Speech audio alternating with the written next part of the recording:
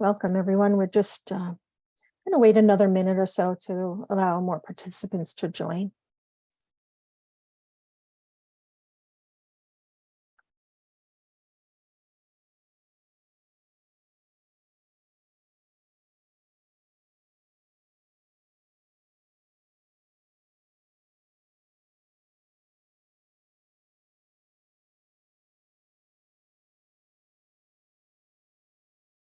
We'll get started in just a couple of seconds.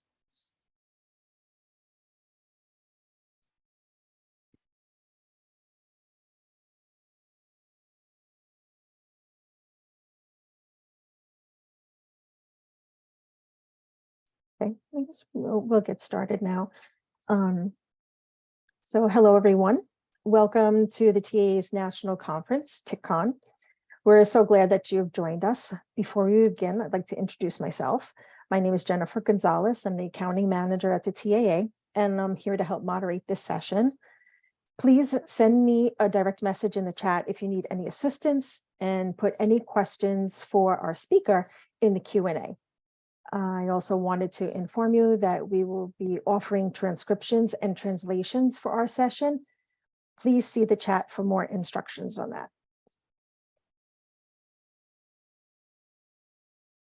Now, I'd like to introduce our speaker of this session, Dr. Judith Newman. Dr. Judith Newman, a faculty member at Penn State's Abington College for over 45 years, teaches a wide array of lifespan developmental courses and an ethics course for students entering the mental health field. In 2022, Dr. Newman co-authored an updated version of her 2013 book entitled Against Their Will, about the exploitation of children in medical and psychological experiments throughout the 1900s. She frequently gives conference presentations about the rights of children as research participants. Dr. Newman has herself conducted research in areas such as children's concepts of family, concepts of death, and concepts of illness. She is writing a book about the development of children's understanding of the causes of various physical and mental illnesses, as well as of neurobehavioral disorders such as Tourette syndrome. She will share this information with you. Dr. Newman had been teaching about Tourette's for years in her developmental courses. Then her nephew and son were diagnosed. For more than a decade, she coordinated a large family support group in New Jersey for parents of children and adolescents with TS, and offered teacher in-services as well. Then Dr. Newman facilitated a support group in southeastern Pennsylvania for several years. She remains involved with both the New Jersey Center for Tourette Syndrome and Associated Disorders, and is also involved with the Pennsylvania Tourette Syndrome Alliance. She has also conducted some research with her undergraduate students on the interventions to increase children's understanding of Tourette syndrome. And thank you. Over to you, Dr. Newman. I had forgotten that I had put all of that in the introduction. I think the first slide or two repeats some of that, Jen, but thank you for moderating. Thank you for the introduction. Thank everybody who's here for hanging in there late in the conference, this wonderful two-day conference that I hope we've all been able to attend so much of. I've enjoyed it thoroughly. I'm actually going to just read my title and then get to it. I've put a lot on the slides so that you will pretty much see everything I'm going to say. I usually don't do that, but I wanted to stay on target so there's time at the end for either chat or Q&A. I wish we could do real live interactions, but we're not set up to do that. I set it up as a webinar rather than a Zoom, but I kind of wish I had done a Zoom so we could really talk with one another. But my email is at the end, my address, and hopefully you'll send me any issues that we haven't gotten to. So the title, as you know, from the agenda is Children's Views of Illness Causality. Cognitive developmental research may help us explain Tourette's to the diagnosed child, their siblings, and their peers. So my goal has been for a long while and continues to be to try to understand when a doctor or a social worker or a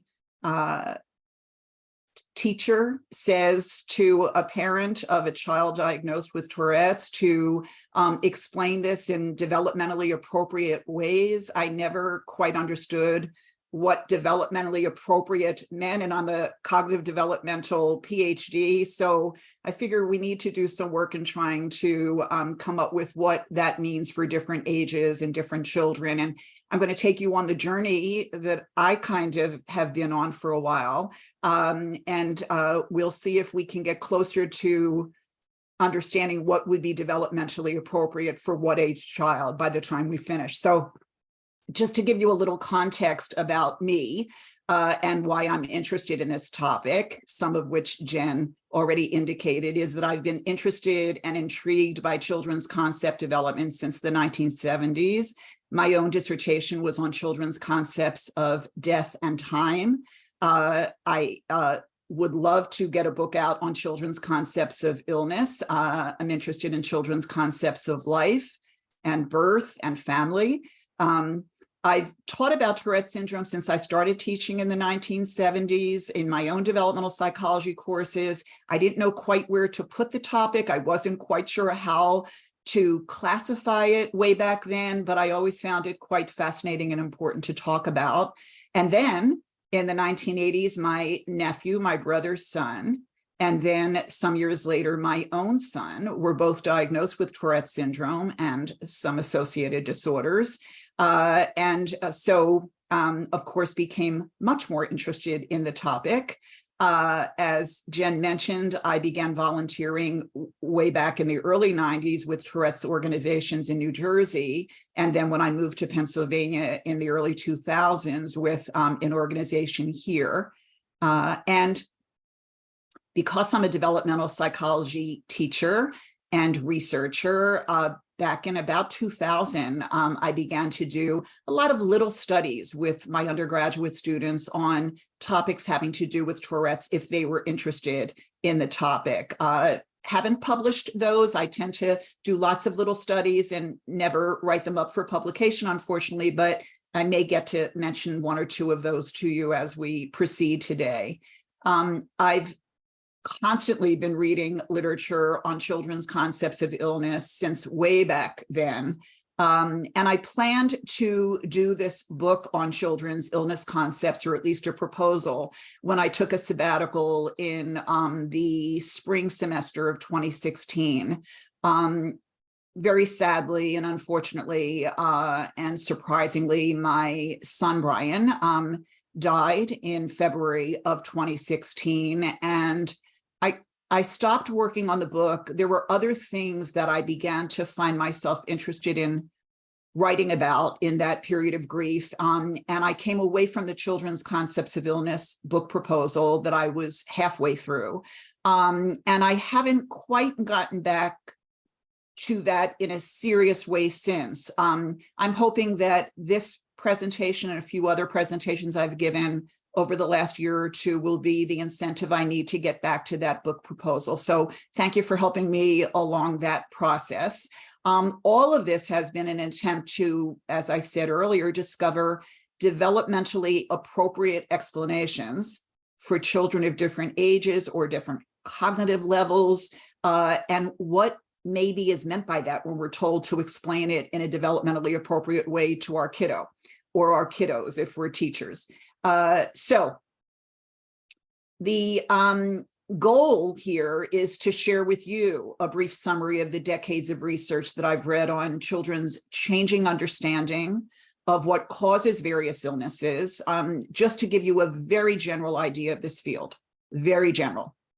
As you will see, we need to do much more basic research focusing on children's conceptions or misconceptions about the causes of neurobehavioral disorders like Tourette's, but others as well. If time allows at the end, I plan to say a little bit about sibling interventions and peer interventions that have been conducted, some regarding Tourette's, some not, but I will try and extend the findings, or along with you, extend the findings, hope that they may transfer and help us understand a little bit for those of us in the Tourette space. Hopefully, This general review will help us to formulate these developmentally appropriate explanations of tic disorders for the diagnosed child, their siblings, and their peers. Why do I think this matters? Why have I been interested in this for so very long? My hope has always been that if we can scaffold interventions to increase children's understanding of the brain-based causes of Tourette syndrome, the diagnosed child may then be more amenable to treatment if they understand what's causing the issue, able to educate others, and better able to advocate for themselves. I've also thought that if we can do scaffolded interventions to increase children's understanding, that maybe a highly informed sibling or a highly informed set of peers may be more positive in their attitudes and interactions with a child diagnosed with Tourette's if they were more informed in a correct and meaningful way. What I want to do with you today is see what the research results suggest, what theories suggest about all of this, and see if maybe it comes together in any particular way for any of you. So I'm going to go through some theory, some research with you, going way back to the 1970s when my own interest in this arena started. There have been many studies since the 1970s that assess children's understanding of the causes of mostly physical illnesses. Those have mostly been conducted within 3 different perspectives that I'm going to summarize for you, but there has also been some on what we may call psychological illness, mental illness, more recently neurodevelopmental illnesses as well, or disorders. So the 3 perspectives, the 3 different sections that I'm going to start talking with you about are the Piagetian or Piaget's cognitive developmental theory that might sound familiar to some of you. If you've had a basic psychology course anywhere along the way, it may be that you heard of Piaget. This happens to be my own specialty area, I suppose. Got to meet Piaget when I was an undergraduate and have been involved in the theory and research from the theory ever since. But there are other perspectives as well. For example, something that is called the theory perspective. And then there's a group of studies that I'll mention to you that really aren't guided by any particular theory. So I'll refer to those as the atheoretical studies, the studies without theory behind them. They're also rather informative for us, I think. So let me just summarize these for you. Here's a picture of Jean Piaget. The cognitive developmental perspective is the first one that I'm going to address, and I'm going to be mostly referring to a study that was conducted in 1981 that is quite frequently referenced. It's by Bibas and Walsh. It uses Piaget's theory of cognitive development in children to frame children's conceptions of illness. And so asking questions like, you know, how do kids get colds? What the Bibas and Walsh study showed is that during a given child's development, but I also find it quite fascinating that this also seems to describe our understanding of illness going from ancient to modern times, because I've loved reading a lot about the history of medicine, and there are some interesting parallels between children's understanding of illness and the history of medical scholars' understanding of illness. So among preschoolers, illness would be viewed mostly as due to external irrelevant causes. For example, people get colds from the sun or from trees. Preschoolers may even suggest that illness is a punishment for misdeeds, for being bad.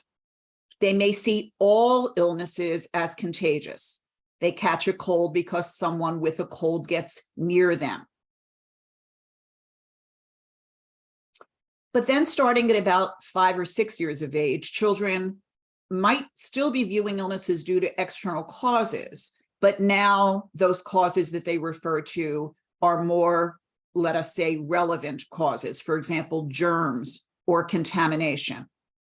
And there may be a rather loose connection even to the internal effects of those external causes. For example, you get a cold because bacteria gets in you by breathing, and then your lungs get soft and it goes to your nose.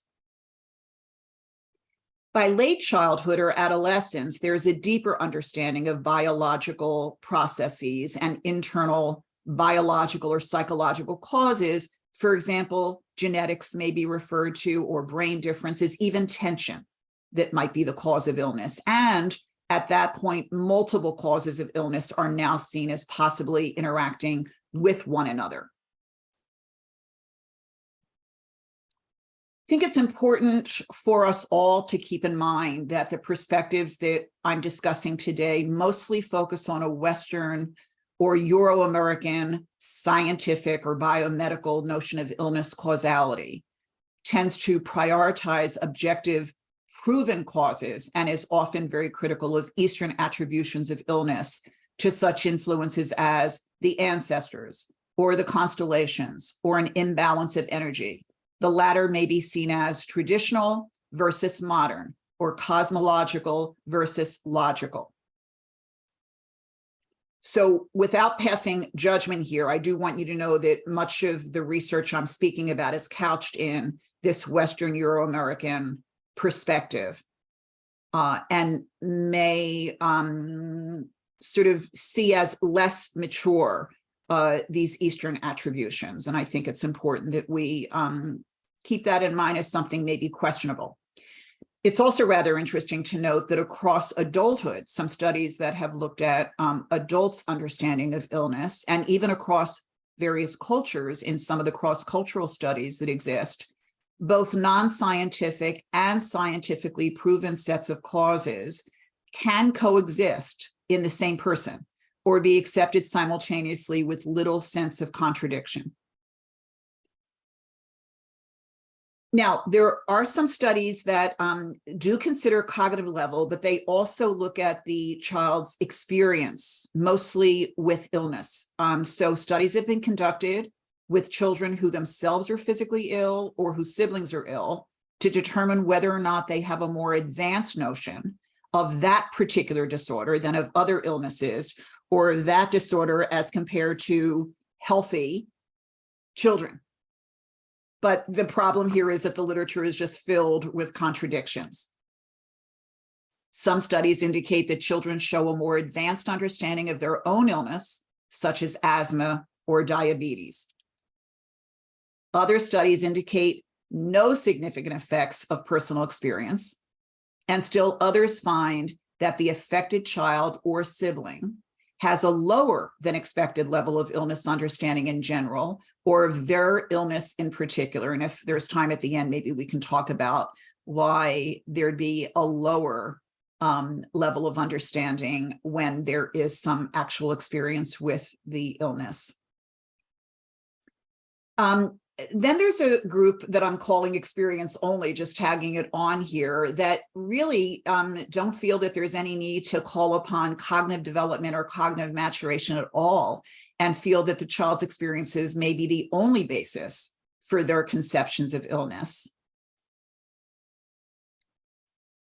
I just want to add here, it's a little bit related to what I said earlier about sort of cross-cultural issues, is that culture itself may actually be a major experiential component that can influence children's intuitive theories, often referred to as folk biology in this field. Their understanding of the natural world is referred to as a folk biology. That could be considered an experience, but most of the experiences that are mentioned in the work on concepts of illness has been the child's own experience with illness.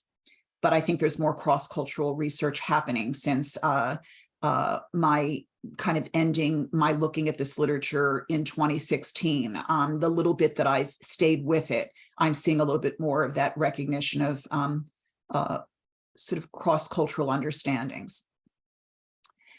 So let me turn to this theory perspective, which is a bit different, although it overlaps, I think, with the cognitive developmental perspective of children's notions of illness.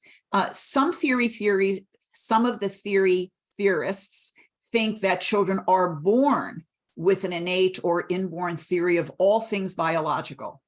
Innate notions of illness, germs, contamination, and distinctions between mind and body are part and parcel of this research. There are other theory theorists that think that the biological domain emerges a little later at around 4 years of age. And still other theory theorists think that the biological explanations emerge even later than that, and that in fact, a psychological domain or way of explaining things, for example, mean or angry germs or illness as punishment, emerges first before the biological. And it's this biological, psychological dimension that becomes very relevant when thinking about a neurobehavioral or neurodevelopmental disorder like Tourette's, I think. So this issue of when do these understandings become possible is relevant to this hopeful developmentally appropriate explanation that we'll at some point come up with. What is interesting about the theory theorists is that they do all agree, regardless of which of those 3 different sections they fall into, that preschoolers and early school age children are much more competent than the Piagetian-based cognitive developmental research would indicate. That is, they feel that children can understand at an earlier age than maybe that Bibas and Walsh study indicated some of the more nuanced aspects of illnesses, especially such as Tourette's. So the most recent work that I've seen on the theory theorist perspective is suggesting that an early theory of biology may actually exist next to, rather than deriving from, a theory of psychology, and that even preschoolers do possess abstract ideas about biological kinds that can be separated from psychological kinds, that even in the preschool period, there may be an ability to process some of this kind of information.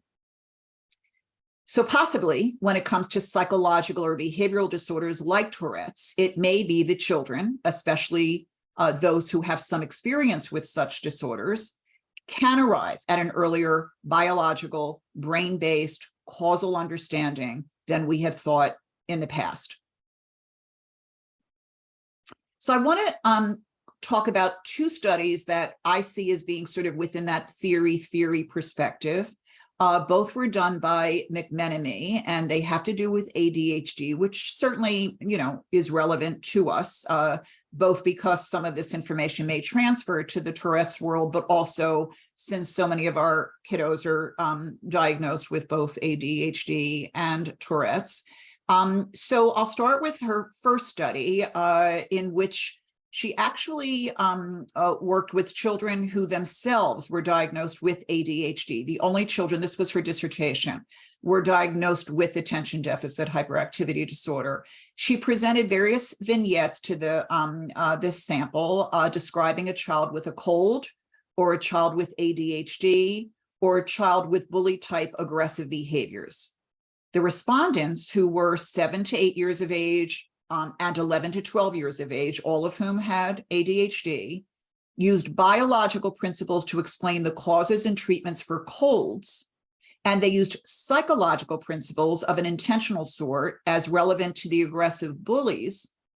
However, the results regarding familiar, since they all were diagnosed with it, ADHD were a bit more complex than that. Some 7 to 8-year-olds with ADHD saw the cause of ADHD as a psychological function of childhood events, while others mentioned biological causes and treatments. But the 11 to 12-year-olds integrated both the biological and psychological principles into their explanations of ADHD, with a focus on the biological. In her second study, which was several years later, of children with and without ADHD, McMenemy found that the younger children who did not have ADHD demonstrated a belief that children with ADHD had control over and chose to exhibit their symptoms.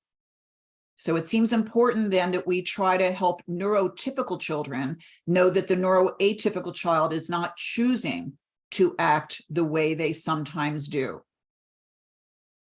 This would, of course, assume that the biological domain is there, along with the psychological domain, early in a child's life, which the more recent theory theorists are suggesting is true. But there likely needs to be more research about this, especially in the realm of Tourette syndrome. So in the atheoretical studies, these are a group of studies that have no guiding theory like Piaget's theory or the theory that we've already discussed. They are studies that are somewhat non-developmental, but they did attempt as far back as the 1970s to assess children's understanding and acceptance of various types of what were called mental illnesses, like depression, or behavioral disorders, such as conduct disorder or ADHD. Here too, there seems to be some contradiction in the results of the atheoretical studies as to when external causes, internal causes, or an integration of both are used in the children's explanation of these illnesses or disorders. Let me focus on just the atheoretical studies about ADHD and their overlap with the findings of the McMenemy studies that I mentioned earlier, as I think this is relevant to our interest in Tourette's syndrome. Children with ADHD, even young children, attributed their illness to biological, physiological, or congenital causes, that is, they're from birth, and saw it as primarily brought under control by medications. But when the healthy children were asked about the causes of psychological or behavioral disorders, they pointed to social environmental factors such as imitating one's peers or inappropriate parenting. The healthy children only pointed to congenital factors when they were explaining physical illnesses or physical ailments. So overall, we're seeing that healthy young children think that behavioral disorders or mental illness are the result of psychological or environmental causes like doing it to be cool or imitating others or bad parenting or trauma of a psychological or physical kind. But children with a behavioral disorder or older healthy children can point to both biological causes as well as the psychological causes. They'll point to things like birth complications, genetics, etc. This might be a good time to mention a lovely little study that I did with one of my students years ago, Paulina Janowski. We did not publish it, but it does corroborate this last slide. Third graders with Tourette's syndrome were more similar to healthy college students in their explanations of disorders such as Tourette's, OCD, and ADHD than to third graders without Tourette's syndrome. That is, their explanations were often biologically based and allowed for multiple causes. And none of the children with Tourette's in our study used contagion as an explanation for the behavioral disorders.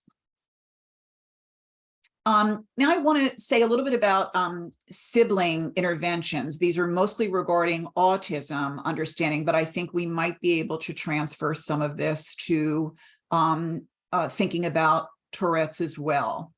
Only a small amount of this literature is about siblings' knowledge about autism. More of it is about children's attitudes towards their diagnosed sibling. Glassberg concluded that concepts regarding illnesses such as autism may be acquired by healthy siblings at a slower rate than other illnesses because they are more abstract and more difficult to grasp. But I have read some material that suggests that siblings can benefit from interventions about the causes of autism. According to Roeyers and Mycke, the knowledge that, and I quote, autism is an organic and not a psychogenic disorder or psychological disorder in particular was related to a positive sibling relationship, end quote. I've also read some work suggesting that the accuracy of siblings' understanding of autism has increased following their participation in autism sibling support groups. So that might be worth noting.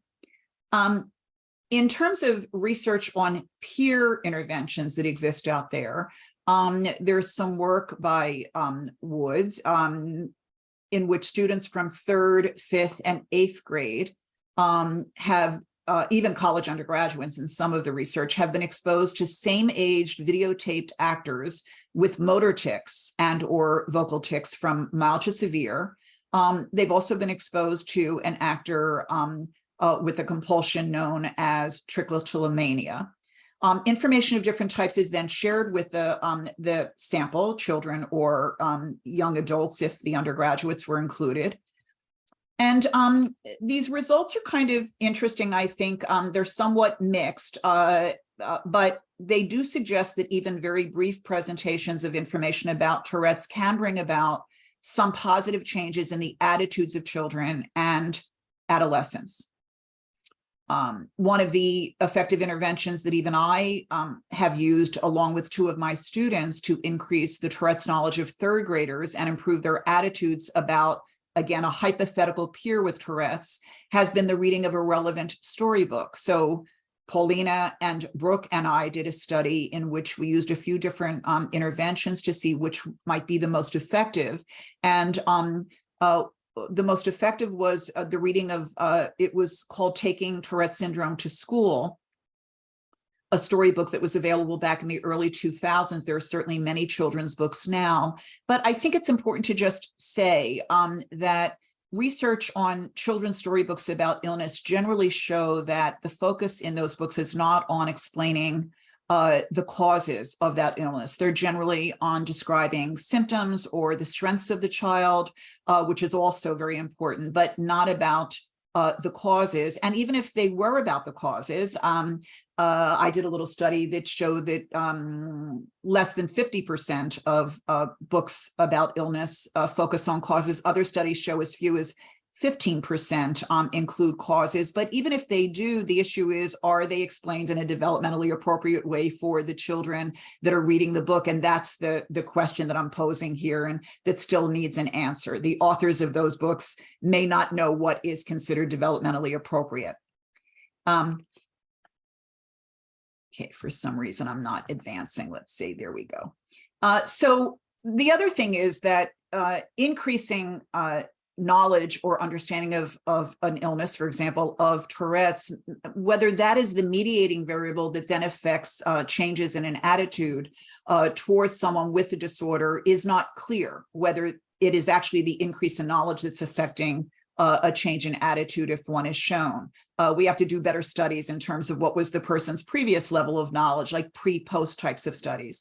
We also don't know whether changes in the actual behavioral interaction with a real peer with Tourette's would result from such brief interventions, right? There's a difference between the hypothetical actor versus a real peer. And so we need to do more research. But if we could somehow scaffold the interventions to increase children's understanding of the brain-based causes, again, as I said before, my hope would be that the diagnosed child may then be more amenable to treatment, able to educate others, be better able to advocate for themselves, and highly informed siblings and peers may be more positive in their attitudes and interactions with a child that is diagnosed with Tourette's syndrome. You may recall that I mentioned stopping work on a book on this topic in 2016 at the time of my son's death. I've therefore not kept up as much with research being conducted in this area. I sort of dabble in it, but not in the way that I had before that. So it may be that some of the answers to the contradictions and questions that I've raised have been resolved. I'm hoping to get back to this. I may even take one more sabbatical before I finally retire. Maybe at the 50-year point, I may take a sabbatical that would afford me 50 years of teaching, I should say, which would afford me the time to catch up with this literature and maybe do some research. But I'm excited by some small snippets that I'm reading already.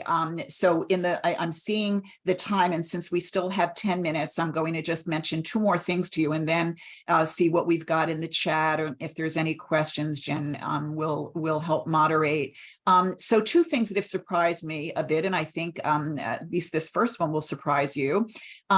One is that it turns out that Goldie Hawn, to my surprise, in her concern about depression, anxiety, and even suicide among children 20 some years ago, worked with educators and neuroscientists to develop a kindergarten through 8th grade curriculum that would help children understand the structure of the brain and how it functions, to then give them a better sense of control and empowerment over their own brain-based behaviors. I'm thinking if it's so effective in this regard, and I really do have to read more about this, then could teaching about the brain and how it functions also be more effective for explaining the causes of neuropsychological disorders like Tourette's? If we can use the brain, not metaphors like a car that doesn't have effective breaks, but really use accurate information in a way that children can understand. Maybe that would be what we're aiming for here. And finally, I just wanted to mention that I just read a study. It was published in 2013, but I just came across it that may be relevant here. These two authors were able to increase the healthy eating behaviors of preschoolers by building on the gaps in 4 to 5-year-olds' own intuitive theories. This would be the theory notion, theories of nutrition, and allowing the children to comprehend a slightly more accurate theory of nutrition that was taught to them in what was called an intuitive theory intervention. And this is what I found interesting. The author stated, and I quote, "We believe it is premature to discount children's ability to learn such concepts if educational materials are tailored to children's developing theories and address gaps or misconceptions that may constitute obstacles to understanding the new concepts." And finally, they said, "Our results suggest that young children can acquire a complex and abstract set of concepts when the concepts are presented in a way that respects, utilizes, and helps children revise their own developing theories."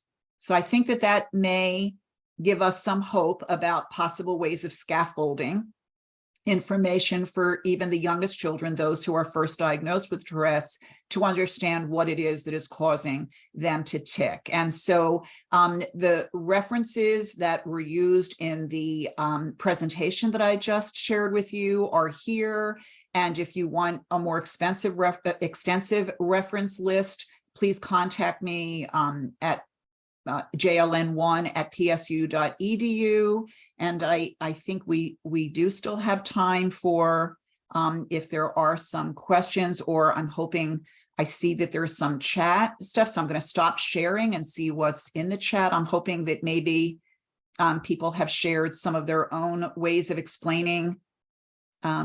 So Jen, have you been watching what's going on here? I don't know if we have some questions or if you just want me to go through the chat real quickly. I see there's a lot in it. Whatever you prefer. You want me to read the chat? You can read the chat. Were people actually sharing some ideas of how to explain?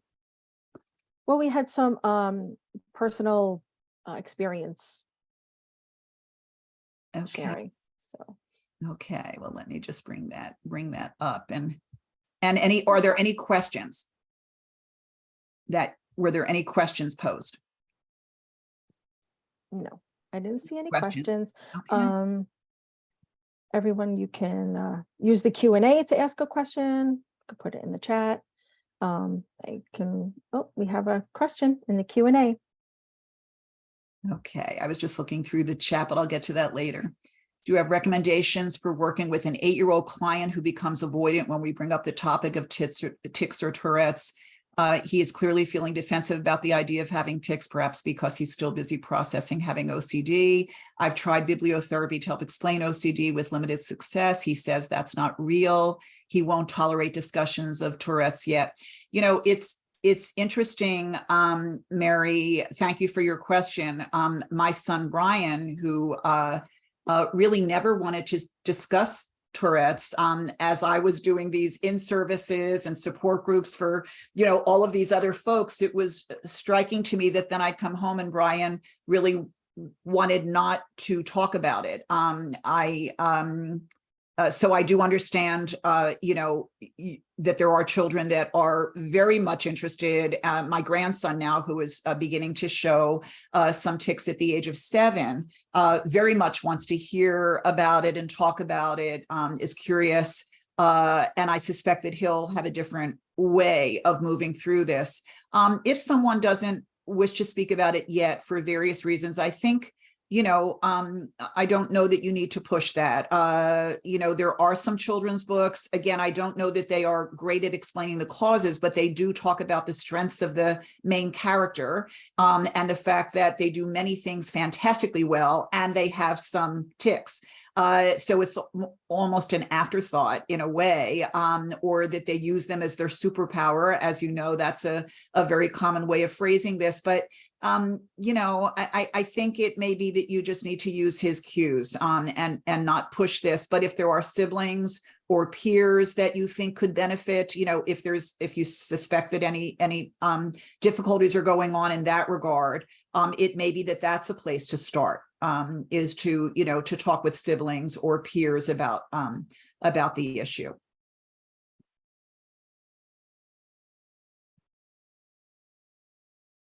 I do want to just add, yes, was there another question? No. I was going to say any other questions.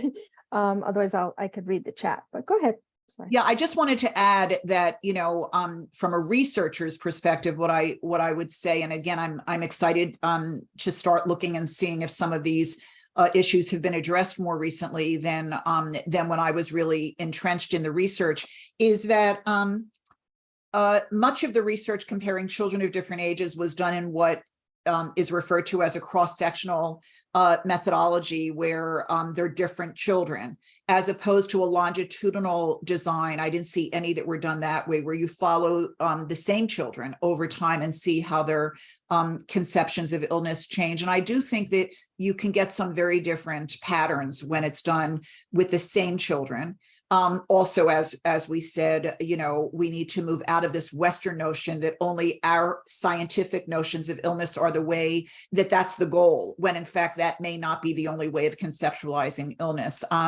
And there does seem to be more of that cross-cultural and ethnic differences analyses now. It's also the case that studies often use just quantitative or just qualitative assessments and not both. And it may be that we get some interesting results if the same children were asked questions, both qualitatively in an interview style, as well as with some of the questionnaires that have been used that are more, just fixed answers that are not open-ended answers.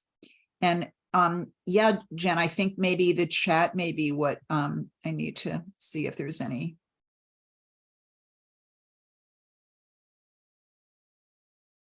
So someone, Mary, is saying she thinks her son with Tourette's understood that his TS was biologically based as early as age 5 when we started talking about it, but he's grown up with a dad, uncles, cousins with Tourette's, so that makes sense.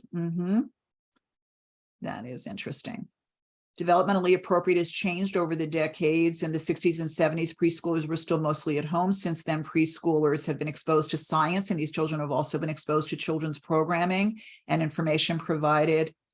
That's an interesting point. And that's the other reason why cross-sectional studies become a little problematic, because that gets at age, but not at what's called cohort differences, right? So a 7-year-old in 1970, a 7-year-old in 2023, even though their ages are identical, the generations in which they've come up, the kind of health education that they've been exposed to varies. And so we need to, just because studies existed, we have to replicate them and recognize that there are these age differences, cohort differences, even time of measurement differences. What we think is a cause of Tourette's now, or of autism now, or of ADHD now, may be something that's been informed by recent research that wasn't even known in previous generations.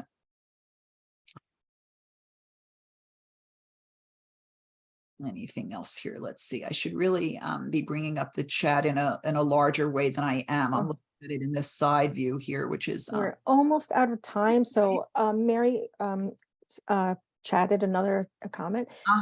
She said, "Thank you for this work. I would love to see more evidence based on how to talk to young children about their neurodiversity. As both a practitioner and a parent of a kid with TS, it feels like we're lacking in knowledge in this area." Exactly. And that's really, and so my son was diagnosed in the early 90s. And I remember being told by the developmental pediatrician